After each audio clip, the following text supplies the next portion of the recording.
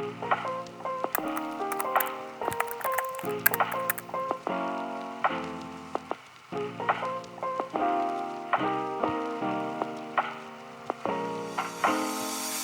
んにちは、そばログです。先日ね、ちょっとルームツアーの動画でも紹介したんですけど、オーストラリアのね、田舎町にある戸建てに引っ越してきて、だいたい1週間ぐらいが経ちましたね。結構いろいろと生活必需品系とか揃ってきて、普通にね、生活ができるようになってきたんですけども、肝心のこの作業環境、トバログの作業スペースがまだできていないというわけで、ここからちょっとね、今回で完結するわけではないんですけど、作業環境を構築していきたいと思います。というわけで早速行ってみましょう。はい、というわけでちょっとね、動画では撮ってなかったんですけど、実は主寝室にあったベッドをね、別の部屋に移動して、この部屋を作業部屋とすることになりました。昼間は明るくてめっちゃ良さそうです。すごい楽しみ。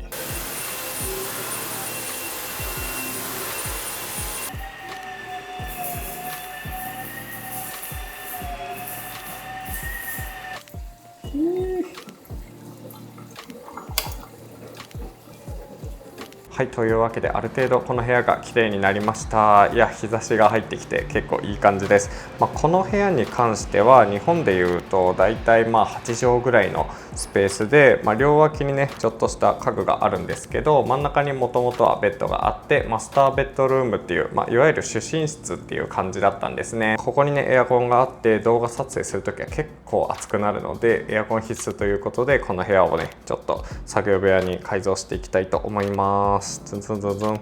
はい、今回購入した作業周りのアイテムはこんな感じですね。めちゃくちゃコンパクトですごいシンプルな感じになっています。椅子とかはねちょっとしたものを買っていて、後からちゃんとしたものを買おうかなと思ってるんですけど、とりあえず最低限仕事ができるような環境に仕上げていきたいと思います。今回のねデスクとしては一旦ミニマルな作業環境を構築したいので、これだけです。この2つ2枚セットだけの IKEA のねグランテンホーデンっていうガススプリング式のスタンディングデスクを購入しています。この天板のサイズめっちゃ小さくないですか？これで作業できるのかっていう感じなんですけど、ちょっとねその理由は後で紹介したいと思います。でこれに関しては IKEA でだいたい3万5,000円とかぐらいかな、3万円台で購入できる感じで、 IKEA の中ではめっちゃ安いっていうわけではないんですけど、結構これありなんじゃねっていうのをねいろいろ見てたら思いまして、それで購入しています。ちょっとね開封しながら紹介していくんですけど、これ結構なんか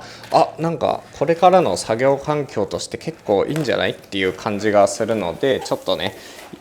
購入してどんな感じなのかっていうのを試すところですね。じゃんと天板はこんな感じ、白い天板のモデルを買いました。なんかね2種類あって、チャコールグレーの足と、あとライトグレーの天板があって、そっちの方が天板的にはね好きだったんですけど、足が黒ってちょっとなっていうのがトワログ的にはありまして、天板真っ白だけど足も白がいいっていうところでねこっちを購入しています。天板はねこれだけでめっちゃシンプル、小さくて普通のね PC 作業だとちょっと辛いかなっていうサイズ感なんですけど、今回のコンセプトのミニマルな作業環境としてはちょうどいいぐらいな感じかなと思います。で一応ねちゃんと組み立てていかなきゃいけないアイテムなんですけど、続いて足をちょっと開けてみます。はい、ドインとこんな感じの足ですね。でも意外と素材感は結構いいかも。なんかチープなツルッツルな感じじゃなくて、ちょっとねホワイトでなんかパウダー加工というか、なんかねちょっとマットな素材感のサラサラした感じになってるので結構いいですね。これがねガススプリング式の足となっていて、いわゆるオフィスチェアの高さ調節みたいにね、意外と軽い力ですごい高さを調整できるっていうのが結構いいなと思ってこれにしています。これ自体が天板と合わせて3万円ぐらいなので、結構フレキシスポットの電動昇降でもね結構そのぐらいで買えるかなとは思うんですけど、なぜこのねガススプリング式の昇降を選んだのかっていうと、まず一つとしてはやっぱりね電動じゃないから軽い、そしてケーブルレスっていうところですね。結構電動昇降デスクの悩みとしては、ケーブルがね1本地面に張ってそこからコンセントから伸びちゃうっていうのが一つと、あと電動なのでモーターとかが上につくから結構重たいっていうねデメリットがあったんですね。もちろんね電動ですごい気楽に高さ調節できてすごい楽っていうのはあるんですけど、ミニマルな作作業環境を構築するっていう意味だとちょっとねガススプリング式見つけちゃったので、こっちの方が自分的には合ってるかなっていうところで、これがねいいかなと思ったところですね。まずはねやっぱり開封と組み立てですよね。よいしょ。IKEA の梱包って結構これ小さくなるハニカム構造なので結構ね捨てやすいっていうのが嬉しい。まずはこれですね。ガススプリング式なのでめちゃくちゃ足が軽いです。電動だと結構重たくなっちゃうので、この辺はやっぱり利点な感じです。東京みたいにねずっとそこに定住するんだったらすごいそれでもいいかなと思うんですけど、今回こういう6ヶ月単位の契約だし、それでねまた引っ越しとかになったら結構大変だなっていうのがあったりもするので、割とこのコンパクトだけどすごい軽めな、ガススプリング式の、スタンディングいいんじゃないかなと思った次第ですね。ちょっとそれぞれくっつけていく。よいしょ。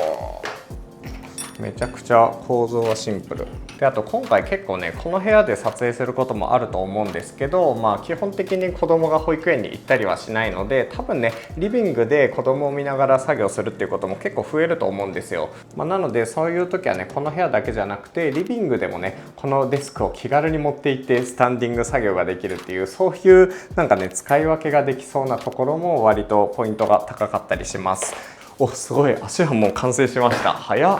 めっちゃ簡単。ここのこの中に結構硬い。ここはなんか電動昇降だと25キロぐらい多分これであると思うんですけど、これだと10キロぐらいかな。多分10キロもないぐらいだと思います。よいしょ。でこれに対してこうと。これ結構大変だわ。こういうところが結構大変です。よいしょ。これでできました。このサイズ感めちゃくちゃコンパクトな感じがします。はい、というわけで一旦こんな感じで完成しました。めちゃくちゃコンパクトじゃないですか。普通の折りたたみデスクみたいな感じなんですけど、意外とね剛性とかはかなりしっかりしていて、こうやってね手で揺らしても揺れる感覚は全くないです。さすがね見た目の割に3万円もする家具っていう感じですね。どういう風に昇降するのかっていうと、普通のね椅子と同じようにここにね取っ手みたいなのがついていて、これをちょっとクイって引き伸ばすとこんな感じでめちゃくちゃ軽い力で普通にね昇降することができます。これはなんかすごい画期的な気がする。レバーはね黒一択なのでちょっと残念感はあるんですが、ここをねクイッと引っ張るとこんな感じで伸縮してくれるっていうわけですね。結構この軽い力で伸び縮みするので、その点に関しては割と楽かなと思います。デスクの高さがこれで115センチですね。マックス115センチなんですけど、僕の身長だいたい180センチ、178センチぐらいの身長でもかなりね、快適にこう直立したまま作業ができそうな感じがします。で、これをこうやってグイッと縮めていくと、よいしょ、この辺でこれがね最短の一番小さいサイズで72センチですね。僕は普段だいたい75センチとかで作業をしているので、このぐらいが普通のデスクっていう感覚なんですけど、これをね気軽にこう使いたい時にスーって伸ばせて、しかもねケーブルが周りに張らないこのすごいミニマルな感じがいいですよね。これでこのね天板自体は100センチ ×60 センチなので、かなりね一般的な作業用デスクと比べると小さいかなっていう感じがします。前に紹介した無印良品の折りたたみ式のデスクぐらいのサイズ感ですかね。なのでディスプレイをねここに置いてがっつり使うっていうよりかは、リビングに置いたり、たまにね在宅ワークする時、そして趣味のなんか副業とかそういうのをする時用に、これがね1個あると便利っていう感じのジャンルかなと思います。天板がね真っ白なのでちょっとね安っぽいかなと思いきや、意外とマット感が高いです。かなりね非光沢な感じで、こうやって日差しを当ててもあんまり反射しない感じなので、すごいね素材感としては真っ白だけど高いデスクっていう感じのサラサラ感があります。天板が白いデスクって結構安っぽくなりがちなんですけど、その辺考えられてますね。これはいい感じ。このコンパクトなデスクでどういうふうに作業するのかっていうと、基本的にはね、この前にも紹介したメタクエスト3っていう、VR ゴーグルを使って、これをねモニター代わりで作業するって感じですね。これをかぶってねモニター代わりにできるので、本当に手元はこのいつも使っている Bluetooth キーボードと、あとトラックボールと、動画編集とかで使う左手用の点キーを置いて、基本的にこれを頭にかぶれば、これだけでねデスクの上は済む感じなんですね。で、前からこれずっと言ってたんですけど、手元にねノート PC を置いたり、モニターをね大きいものを置かなくてもバーチャル空間である程度作業ができる感じなので、これはもうコンパクトなデスクでもある程度作業できるんじゃないかっていうのをねちょっと実証するためにねこれを導入したみたいなところはあります。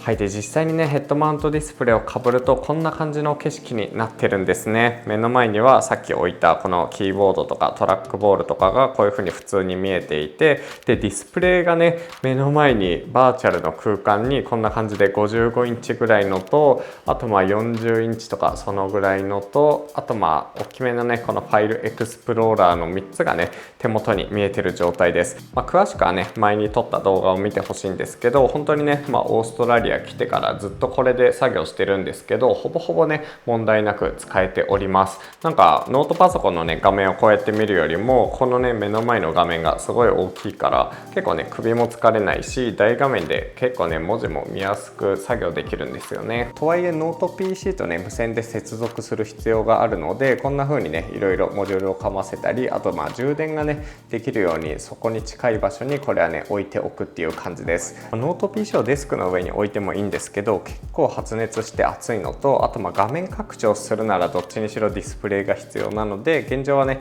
メタクエストをメインにしています。俯瞰で動画撮影する場合はこういうものをね用いて、この机に直接こうクランプで挟み込んで、よいしょ、このままこの先っちょにカメラをくっつければ結構な高さから、これで白背景の俯瞰撮影も結構できそうです。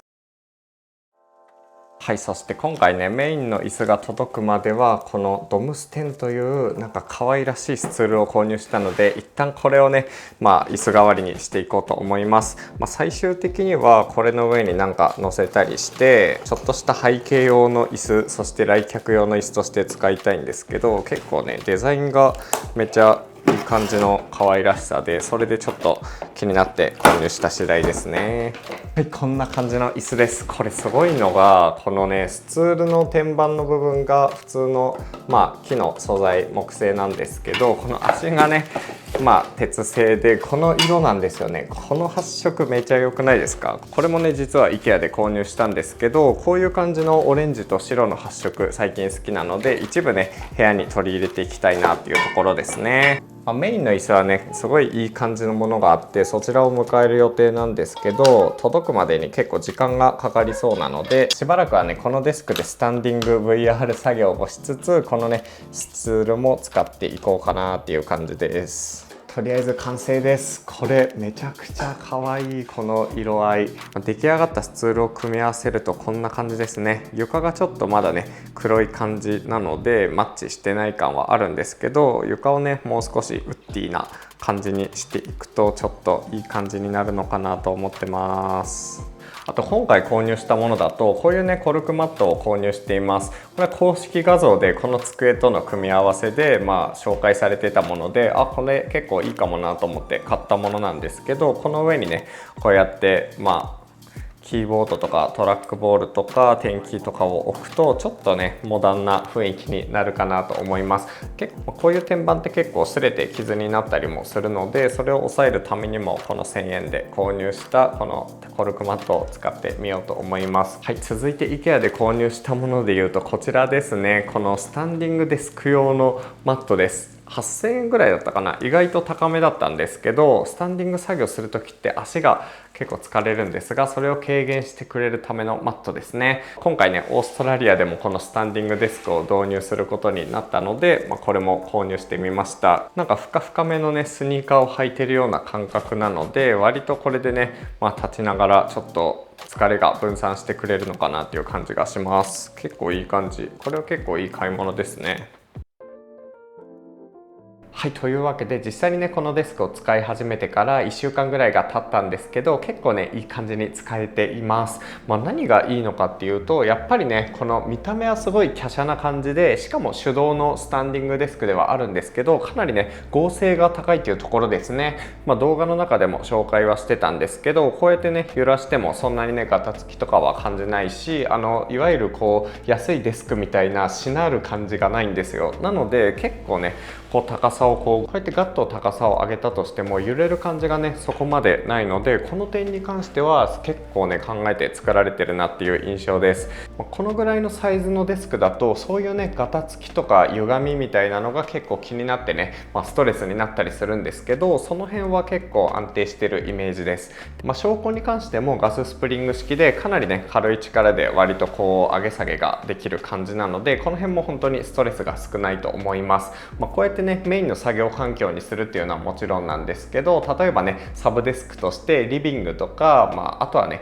なんかこう手を動かす系の仕事を別でしていて、それでこう PC が置いてある場所とキッチンとか作業場とかそういうのをね行き来したりするような人にとっては結構ねそういう風に立ちながらいろいろ作業とかもできるので、そういうね使い方もいいかもしれないですね。レビューとしてはそのぐらいですかね。あとは若干気になる点としては、ここのねエッジがちょっと鋭い感じがあるので、長時間こうやって作業してるとここにね跡が割とつきやすい素材感です。なので PC 作業するときはアームレストみたいなのをここに置いて、軽減したりとかそういうね感じがいいかもしれないですね。あとデメリットってほどではないんですけど、下の部分がね結構引き伸ばした時にスカスカな感じなので、ここにねなんか配線とかをまとめるっていうのはちょっとね難しそうですね。なのでちょっとね配線とかをがっつりしたいとか、配線をね隠してなんか作業したいっていう用途だとあんまり向かないかもしれないですね。そういう意味でも、メインでがっつり使うっていうよりかはサブデスク的な意味合いが強いのかなっていう気がします。